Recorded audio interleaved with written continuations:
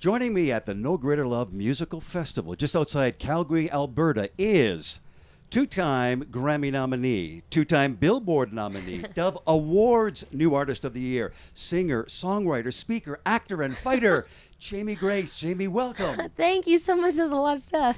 Thank you. Sorry. I was like, oh, cool. This is awesome. That's great. Well, listen, we're going to talk about you as a fighter in just a few moments. Yes, sir, but yeah. one of the great things you love to do is sing. So tell me, when did singing for Jamie all begin? Yeah, I can usually answer that question by saying my dad's a pastor. So the end. Okay. But no, my dad's a pastor, and my mom sang. My mom's always sang her whole life.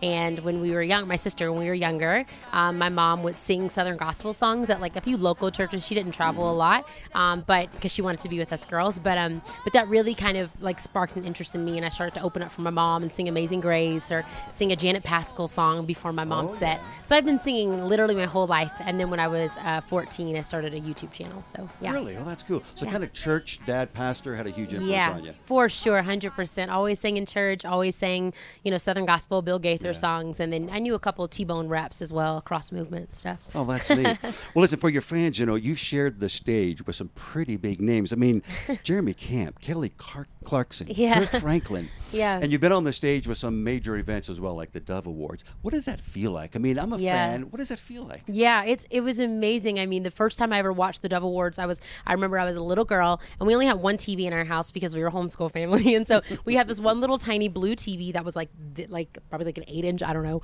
And it was in the corner of our kitchen, like in the ceiling, because my mom used to watch like morning television while she cooked.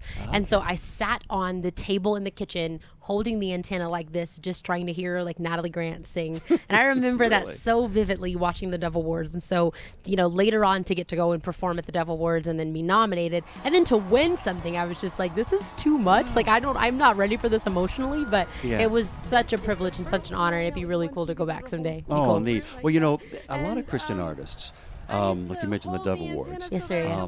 Major awards events, when they're on stage, they'll say thanks to Jesus. You said thanks to Jesus at the Dove Awards. Why is that important to you? Yeah. It's one of those things like that's like a daily thing for me. I don't want it to be like, because I sing Christian music, but I'm also in a country band with my sister. And so for me, like whether I'm doing my Christian stuff or whether we're singing a cover of an old Johnny Cash gospel song or something, it's like being a Christian is a part of my everyday life. Serving God is a part of who I am in every aspect. And he has given me the gift to be able to sing, and he's given me parents who encourage me in that gift, and also incredible producers and friends who are songwriters, and a sister that work with me. And so I owe it all to him. At the beginning and the end, it's all him, the reason why I'm able to do any of this. Wow.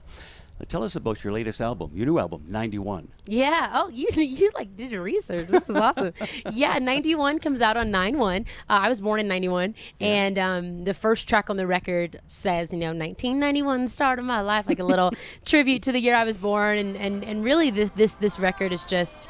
It's an extension of who I am. My last two records are every bit of who I am. This, easy breezy, kind of sitting on the beach kind of music, pop music, every bit of who I am. And this new record is an extension of that. And lyrically, it's a lot of the messages and the themes that I grew up with as a 90s kid.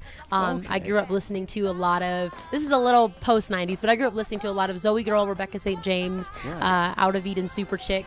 And as a 90s kid, like that music has such a huge impact on my life. And so I want to be able to make music that the kids of today and people my age as well can grow up with and be encouraged and inspired by. To be that influence as well. Yeah, I hope so. I mean, even if it's 5 kids, 500 kids, whatever it is, like I just want to be a part of something greater than me that's building people up, because it's I don't know, it's a really humbling feeling to get to be a part of people's lives in that way. Okay, let me ask you, and I'm going to quote you. Here's what you say.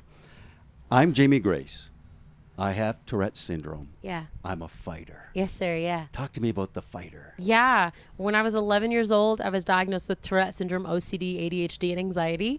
And even now at 25, I've overcome a lot, but life is not perfect. And I still, sometimes it's a daily struggle to get out of the bed and to, be like, anxiety won't win today. Like, you know, OCD won't win today. And I'll be honest, sometimes I do feel like they're winning, you know, more than me. Yeah. Sometimes some days are really difficult and really hard. And that's what I mean by being a fighter, you know, because yes, I believe in the power of healing. I believe that God has the power to completely change this world, but I also believe that it's in his timing.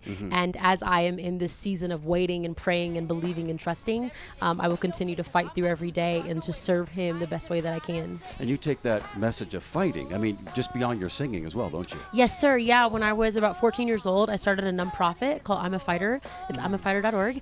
And we have a... I'm a fighter.org. Yes, .org. Yes, .org. My dad still says .org. I don't know if people still say that. Be like .org. I'm like, thanks, Dad. Yeah, and it's inspiring stories of people who I call fighters. And a lot of them I've gotten to meet in person. And I interview people sometimes at my shows and put it up on my podcast and things like that. But sometimes people, you can actually go to imafighter.org and submit your story of how you are fighting through breast cancer, great. or your son who has ADHD, and you can find stories that will inspire you as well. And it's just, you know, for me, so much of I remember the very first moment I met somebody in person that had Tourette syndrome, and I was overwhelmed to meet someone like me. And honestly, like, God doesn't want us to fight these battles alone. He wants us to build community and to love each other and be there for each other. And that's what I'm a Fighter is all about. Thank you so much, Jamie, for joining us today. Thank you for having me. God Thank bless you. you. You too. God bless you.